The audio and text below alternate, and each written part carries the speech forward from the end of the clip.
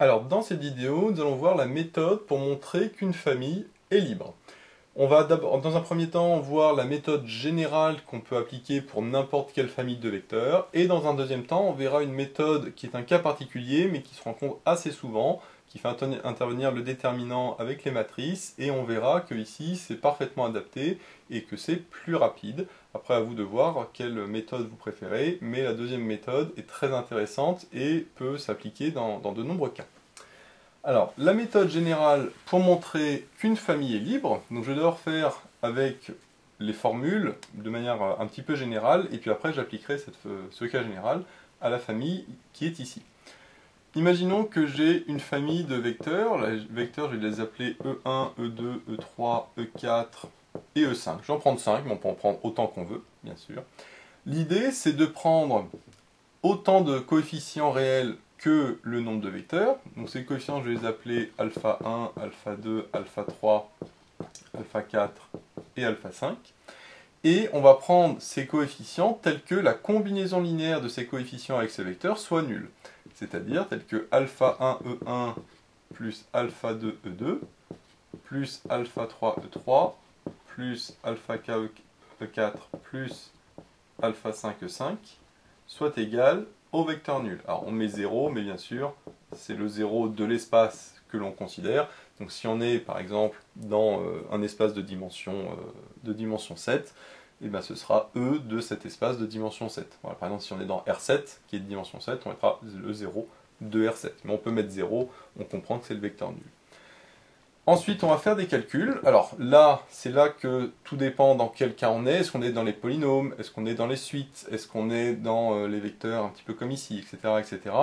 Il y a différentes manières de faire les calculs ici, mais à la fin, on doit montrer que tous les coefficients alpha 1, alpha 2, alpha 3, alpha 4 et alpha 5 sont tous égaux et égaux à 0. Et là, par contre, c'est le vrai 0, le 0 de R, non pas le 0 de E, puisque les alpha 1, alpha 2 jusqu'à alpha 5, eux, appartenaient tous à R, donc appartenaient à R5. Donc au niveau de la rédaction, on dit soit alpha 1, etc. appartenant à R5, tel que la combinaison linéaire soit égale au vecteur nul. L'idée est, après calcul, de montrer que, en réalité, tous ces coefficients valent 0. C'est-à-dire que la seule manière d'avoir une combinaison linéaire qui est égale au vecteur nul, c'est que tous les coefficients soient égaux à 0.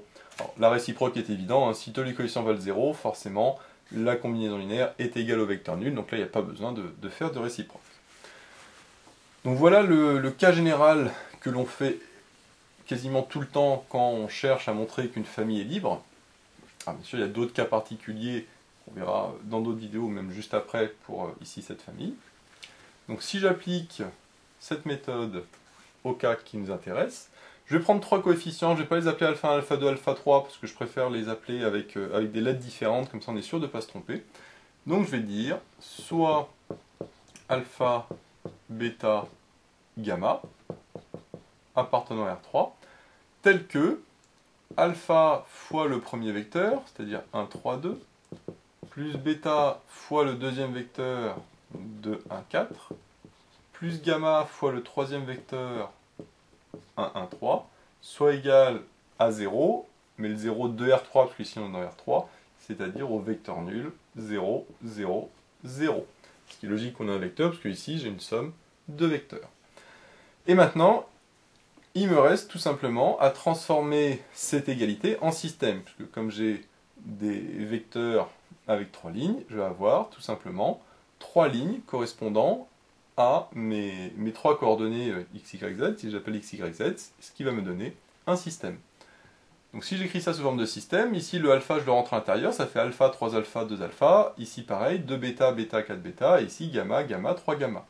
Donc ça me donne alpha plus 2 bêta plus gamma est égal à 0. La deuxième ligne, ça va me donner 3 alpha plus bêta plus gamma qui est aussi égal à 0. Et la dernière ligne, ça me donne 2 alpha plus 4 bêta plus 3 gamma qui est aussi égal à 0. Et bien sûr, ça me donne un système, puisque j'ai trois équations avec trois inconnus, alpha, bêta et gamma. Et donc, il y a juste à résoudre ce système. Et le but est évidemment de trouver que le alpha, le bêta et le gamma sont tous les trois égales à 0. Alors il y a différentes manières de résoudre ce système, on l'avait vu dans différentes vidéos. On peut par exemple échelonner le système, on peut faire par substitution en isolant le alpha ou le bêta ou le gamma, etc. etc. Là le plus simple c'est de faire des combinaisons linéaires sur les lignes, puisque on a un système qui va se résoudre très simplement si on fait la bonne combinaison linéaire. Alors on peut se dire, tiens j'ai gamma ici et là, donc si je soustrais les deux, je vais annuler le gamma, sauf que j'aurai encore du bêta et du alpha. C'est bien parce que ça annule le gamma, mais j'ai toujours pas directement le alpha ou le bêta. On pourrait se dire aussi, là j'ai 2 bêta, là j'ai bêta, ben je fais L1 moins 2 L2, comme ça m'annule le bêta. Le même principe, j'annulerai ni le alpha ni le gamma. Là, la petite particularité, c'est que le 2 alpha c'est le double de alpha, et 4 bêta c'est le double de bêta. Donc si je fais L3 moins 2 L1, ça va me donner 2 alpha moins 2 alpha 0, et 4 bêta moins 4 bêta, 0. Donc j'annulerai à la fois le alpha et le bêta, ce qui me donnera directement le gamma. Donc là, ce que je vais faire, c'est que je vais remplacer L1 par L3 moins 2L1, c'est-à-dire ça moins 2 fois ça. Donc ça fait 2 alpha moins 2 alpha, ça fait 0. 4 bêta moins 2 fois 2 bêta, fait 4 bêta moins 4 bêta, ça fait 0. Et 3 gamma moins 2 gamma, ça fait directement gamma. En plus, ça me donne directement gamma. Et ici, 0 moins 2 fois 0, ça me donne 0, donc ça me donne directement gamma qui vaut 0. Donc là, on voit l'intérêt d'avoir fait cette combinaison linéaire, ça me donne directement la valeur du gamma. Ici, on a de la chance que le système se résout simplement. Après, il y a différentes méthodes, hein, c'est vous qui voyez. Maintenant, je vais réécrire les deux autres lignes, mais en remplaçant gamma par 0. Donc là, ça me donne 3 alpha plus bêta égale 0, et ici, 2 alpha plus 4 bêta égale à 0, puisque le gamma est nul. Maintenant, je vais continuer juste au-dessus, que j'ai plus forcément de place. Alors là, il y a différentes méthodes. Moi, je vais faire ici par substitution, parce que comme ça va être très rapide. Là, je vais isoler le bêta, ça me donne bêta égale moins 3 alpha. Et ici, ça me donne 2 alpha. Bêta égale moins 3 alpha, ça fait 4 fois moins 3 alpha, ça fait moins 12 alpha. Est égal à 0. Et là, de manière très simple, le gamma vaut toujours 0. 2 alpha moins 12 alpha, ça fait moins 10 alpha qui est égal à 0. Sauf que si moins 10 alpha vaut 0, ça veut dire que alpha est égal à 0 si je divise par moins 10. Mais si alpha vaut 0, moins 3 fois 0, ça fait 0. Donc ça fait bêta est égal à 0. Donc finalement, je trouve bien que alpha égale bêta égale gamma égale 0.